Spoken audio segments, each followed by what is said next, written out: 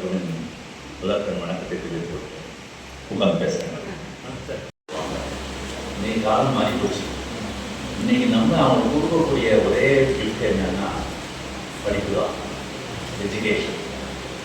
படிப்பு தான் அவங்க சொந்த காலம் நிற்க முடியும். இன்றைக்கு திருமணம்னு வரும்போது பார்த்தோம்னா கிராமத்தில் நிறைய நிலம் இருக்குது, எல்லா வசதியும் இருக்குது. படிப்பு இல்லைன்னா பொண்ணோ மருந்தோட யாருக்கும் கிடைக்க மாட்டேங்குது. படிப்போட முக்கியத்துவம், படிப்பு இருந்தாலே மனசில் தைரியமாக சொந்த குழந்தைங்களுக்கு தைரியம். ஒரு காலத்தில் பார்த்தீங்கன்னா பெண்கள் படிப்பு இல்லாமல் வீட்டுக்குள்ளேயே அழைச்சி வச்சுருந்தாங்க. கல்யாணம் ஆச்சுன்னா கல்லாமாலும் கொள்ளாமல் புருஷன் சொல்லிட்டு அவன் என்ன தப்பு பண்ணாலும் அக்குழியம் பண்ணாலும் அவங்ககிட்ட அடங்கி அப்படியே வாழ்ந்தாங்க. சந்தோஷமாக வாழ்கிறாங்களோ இல்லையோ ஒன்றா வீட்டுக்குள்ளேயே இருந்தாங்க. திருப்பி போனால் அப்பாவுக்கு அம்மாவுக்கு வாரம் அப்படியே இருக்கும்னு பல பிரச்சனையோடு வாழ்ந்தாங்க. எல்லாருமே நல்லா இருந்தான்னு சொல்ல முடியாது, நல்லா இருந்த குடும்பம் இருந்துச்சு. ஆனாலும் ஆணாதிக்கம் இருந்த போது நிறையா கஷ்டப்பட்ட பெண்கள் நிறையா இருந்தாங்க. இன்றைக்கி படிப்பு வரும் பொழுது இந்த மாதிரி இப்போ கல்லானாலும் பொருளானு புருஷன் சொல்லாமல் அவனை நீ கல்லு புல்லுன்னு சொல்லிட்டு போயிடுற அளவுக்கு பெண்கள் படித்து வளர்ந்து வந்துட்டாங்க. உண்மையிலே அவங்களுக்கு ஒரு தைரியம். நாளைக்கு ஏதாவது பிரச்சனை வந்ததுன்னா நம்ம போய் கஷ்டப்படாமல் தனியாக வாழ முடியும்னு தைரியம் வரணும்னா ஒரே வழி வேலைக்கு போகணும். வேலைக்கு போகிறதுக்கு படிப்பு வரும். இப்போ நல்ல விதமாக படித்தாங்கன்னா அவங்களுக்கு ஒரு நல்ல அறிவு வரும். அவருக்கு வளர்க்கக்கூடிய குழந்தைகளை நல்ல விதமாக வளர்க்கலாம், பண்போடு வளர்க்கலாம், நல்லா சொல்லி கொடுத்து வளர்க்கலாம். அதில் எஸ்பெஷலி பெண் கல்விங்கிறது ரொம்ப முக்கியம். பெண்கள் ரொம்ப முக்கியம். அந்த மாதிரி ஒரு படிப்புக்காக இந்த அறக்கட்டளை மூலமாக நீங்கள் உதவி செய்யணுங்கிறது ரொம்ப பாராட்டப்பட வேண்டிய ஒரு பெரிய விஷயம். அதுவும் நம்முடைய ஒரு பாட்டியமாவோ அவங்களுடைய நினைவாக நம்ம செய்யணுங்கிறது. ஏன்னா நினைவு கொண்டாடுறோன்னு எல்லாரும் கூடி ஒரு ஐயர் வச்சு ஒரு காரியம் பண்ணிட்டு 10 பேர் சாப்பிட்டு மட்டும் போயிட்டு இருக்குதுங்கிறது பழைய கலாச்சாரம். இன்னைக்கு எல்லாருமே பார்த்தீங்கன்னா ஒரு நினைவு நாளை கொண்டாடுறாங்கன்னா ஒரு ஓல்டேஜ் ஹோம் ஒரு அனாதையத்துக்கு போயிட்டு வரேன்னு கொடுக்க ஆரம்பிச்சாங்க. அதெல்லாம் பெஸ்ட்டு ஆங்கோர் ஏழைக்கு எடுத்தறிவித்ததுன்னு பாரதி சொல்கிறாரு. இந்த மாதிரி முடியாதவங்களுக்கு உதவி செஞ்சு படிக்க வைக்கிறது ஒரு பெரிய சமூக சேவை நான் நினைக்கிறேன். அதனால் இந்த குடும்ப குழந்தைங்க எல்லாரும் ஒன்று சேர்ந்து அதை செய்யுங்க. அதை தவிர இதை ஒரு ஆப்பர்ச்சுனிட்டியாக எல்லாரும் ஒரு நாளில் ஒன்று கூடி சேர்ந்து செஞ்சு அதை பண்ணிங்கிறது ரொம்ப மகிழ்ச்சியாக இருக்குது. நம்ம ஒன்று போகிறதுக்கு என்ன ஆச்சு, ஒரு 2 தான். ஒன்று கல்யாணம் இல்லைன்னா டெத்து 2 தான். இது தவிர யாரும் ஒன்று கூடுறதில்லை. இப்போ இது 2 தான் நிச்சயமாக கிடைக்குவாங்க. நீங்கள் இந்த ஒரு விழாவுக்காக வச்சு எல்லாரும் ஒன்று கூடி வச்சுக்கிறதுன்னு சொல்லும்போது எனக்கு ரொம்ப மனசுக்கு ரொம்ப நிறைவாக இருக்குது. அதில் இந்த குடும்ப உறுப்பினர் எல்லாரையும் நான் ரொம்ப இந்த ஒரு பர்டிகுலர் ஆஸ்பெக்ட் நான் பாராட்டேன். இப்போ நாங்களே எங்கள் சங்கத்து மூலமாக செய்கிறோம். சங்கத்துக்கு ஒரு ஆண்டு விழா நடத்தி இந்த மாதிரி எங்கள் சமூகத்தை சார்ந்த எங்கள் ஊரில் சேர்ந்தவங்களுடைய வசதி குறைந்தவங்களுக்குலாம் என்ன உதவி கேட்குறாங்களோ சமூக படிப்பு உதவின்னு சொல்லி நாங்கள் வருஷத்துக்கு 50,000 நாங்கள் கலெக்ட் பண்ணி கொடுத்துருக்கோம். இது வந்து எல்லாரும் சேர்ந்து ஆண்டு விழாவோட சேர்ந்து சங்கத்து மூலமாக செய்வோம். ஒரு தனிப்பட்ட குடும்பத்திலேருந்து செய்யுதுங்கிறது ரொம்ப பரிசு. எங்கள் ஜில்லாவில் நிறைய ட்ரஸ்ட்லாம் இருக்குது. மன்னார்குடி ட்ரஸ்ட்டை பற்றி கேள்விப்பட்டிருக்கீங்க, தஞ்சாவூர் விவேகானந்தர் ட்ரஸ்ட்டை கேள்விப்பட்டிருக்கீங்க, சென்னையில் ஒரு ட்ரஸ்ட் இருக்குது. எல்லாம் அந்த காலத்தில் அவங்க பெரியவங்க ஏதோ நிறைய நிலத்தெல்லாம் வச்சு ப்ராப்பர்ட்டி வச்சுட்டு போனாங்க. அதை வச்சு இருக்கிற படத்தை வட்டியை வச்சு இப்போ அவங்களாம் செஞ்சுட்டு இருக்காங்க. ரொம்ப திருவண்ணாமலை ட்ரஸ்ட்லாம் ரொம்ப பெரிய லெவலில் லட்சக்கணக்காக கொடுப்பாங்க. இப்போ சென்னையிலேயே சேக்கிலார் கல்வி பண்பாட்டு கழகம், சென்னை பெருநகர சேக்கிலார் கல்வி பண்பாட்டு கழகம் வருஷத்துக்கு 2 lakhs ஆப்பர்ச்சுனிட்டிஸ் கொடுக்குறாங்க, எஜுகேஷன் கொடுக்குறாங்க. அந்த மாதிரி அதெல்லாம் வேறு ஜென்ரலாக எங்கேருந்தோ எல்லாரும் சேர்த்து கொடுக்குறது. குடும்ப உறுப்பினர் மட்டும் கொடுத்து செய்யறதுங்கிறது நான் முதல்ல இங்கே தான் பார்க்குறேன். அதனால் நான் 2வது முறை மறுபடியும் பாராட்டுறேன். நீங்கள் எல்லாரும் இதே மாதிரி செஞ்சு நல்ல காரியம் செய்யணும். உங்களை பார்த்து என்ன 4 பேர் செய்யணும். இதான் நான் சொன்ன மாதிரி சும்மா யாருக்கோ கவனம் செய்யறது கூட படிப்புக்கு உதவி பண்ணுறது ரொம்ப நல்லது. எத்தனையோ பேர் வாழ்வாதாரம் உயரும். நீங்கள் தொடர வேண்டும் என்று உங்களோட ஊக்க பேச்சை எங்களுக்கு கண்டிப்பாக மேலும் மேலும் ஊக்கப்படுத்தும். இன்னும் நல்லா வளரணும்னு நினைக்கிறேன். ரொம்ப நன்றி. உங்களோட உறுதுணையும் உங்களோட ஆலோசனையும் கண்டிப்பாக எங்களுக்கு பெரிய அளவில் உதவி பண்ணிருக்கிறோம். நீங்கள் சொன்ன வார்த்தைகள் வந்து மாணவர்களுக்கு கண்டிப்பாக உதவியாக இருக்கும்னு நினைக்கிறேன். சாரோட அட்வைஸை கேட்டுட்டு அது மாதிரி நீங்கள் இன்னும் மேலும் மேலும் வளர்ச்சி சிறப்பு கும்பகோணம் டாக்டர் தியாகராஜன் அவர்களே, இந்த மீனாட்சி அம்மாவுடைய மகன்கள் பேரன் பேத்தியவர்கள் இந்த விழாவில் அவங்களை கண்டறிஞ்சு குணத்தை கொடுத்தது அப்படிங்கிறது எங்கேயுமே இல்லை. யாரும் கேட்பாங்க, அவங்க 5 ரூபா 10 ரூபா நடக்கிறாங்க, நான் பார்த்துக்கிறேன். அது மாதிரி தான் நாமளும் செஞ்சுட்டு இருக்கோம். ஆனால் இந்த மாதிரி செய்யணும்னு ஆசைப்பட்டு அவங்களுடைய ஆசையை நிறைவு செய்வதற்காக இந்த மாதிரி ஒரு முனைப்பை எடுத்ததுக்கு முதல்வர் என்னுடைய பாராட்டுகளை முடியாது. இல்லைன்னா கண்டிப்பாக இது மாதிரி இத்தனை பேர் பயன்பெற முடியாது. இந்த நிகழ்ச்சி இந்த மூலமாக அவங்க வந்து எவ்வளவு பெரிய உச்சத்துக்கு வரப்போறாங்கன்னு எனக்கு மட்டும் தான் தெரியும். நான் ஒரு சாதாரண ஒரு குடும்பத்தில் வந்து படிக்கிறதுக்கு காசு நாளைக்கு ஒரு 10,000 ரூபா நார்மலாக ஒரு டாக்டர் ஆகிடும். 10,000 ரூபாய் உதவி பண்ணுற டாக்டர் கைத்தறிநேச ஒரு குடும்பத்தில் தான் வந்து நாங்களே வந்து முயற்சி பண்ணி கிடைச்ச படிப்பு படித்து இன்னைக்கு இந்த உயரத்துக்கு வந்தது அப்படின்னா அது வந்து அன்னைக்கு இந்த மாதிரி ஒரு எனக்கு உதவி கிடைச்சிருக்குன்னா நாங்கள் வந்து இன்னமே நிறைய செய்யக்கூடிய வாய்ப்பு நம்ம கற்றுக்கணும். இந்த மாதிரி ஒரு வாய்ப்பு உங்களுக்கு கிடைச்சிருக்கு, அந்த வாய்ப்பை நீங்கள் புதுசாக பயன்படுத்தணுங்கிறது தான் என்னுடைய ஆசை. இது மாதிரி தான் நான் வந்து இங்கே ஈரோடு செங்குந்தர் SCS அப்படின்னு சொல்லி ஒரு அமைப்பு நமக்கு கல்வி ஈரோடு இருக்குது. அதில் வருஷத்துக்கு 10,000 20,000 நாங்கள் நம்பர் கொடுத்து நாங்கள் கொடுத்துட்டு இருந்தோம். அப்போ இங்கே இருக்கக்கூடிய பெரியவங்க நல்லா வசதி படைத்த முதலியார்கள்லாம் நிறைய ஈரோடு இருக்கிறாங்க. இது ஏன் நாம் இந்த மாதிரி ஒன்று செய்யக்கூடாதுன்னு யோசனை பண்ணி ஆளுக்கு 2 லட்சம் ரூபாய் ஒரு 100 பேர் மட்டும் சேர்ந்தாங்க ஒரு முடிவெடுத்து 100 பேர் நாங்கள் சேர்ந்து 2 லட்சம் தான் 2 லட்சம் ரூபாய். அதுபோக வருஷத்துக்கு 26,000 100 பேர் முடிவு பண்ணோம்.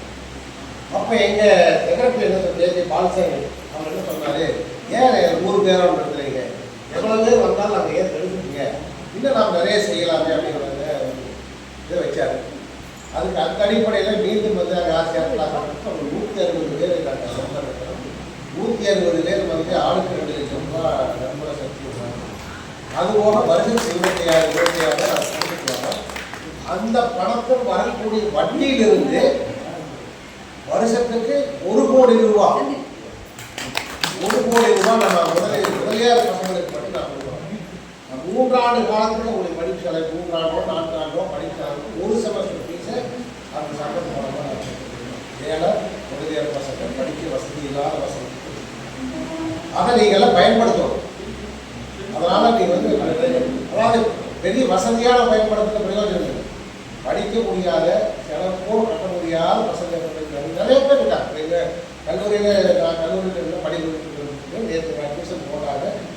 அட்மிஷன் போட்ட 1 வாரத்திலேயே ஒரு பேரண்ட் வந்து சூசைட் பண்ணிட்டாங்க. ஒரு ஆட்டோக்காரங்க இறந்துட்டாங்க.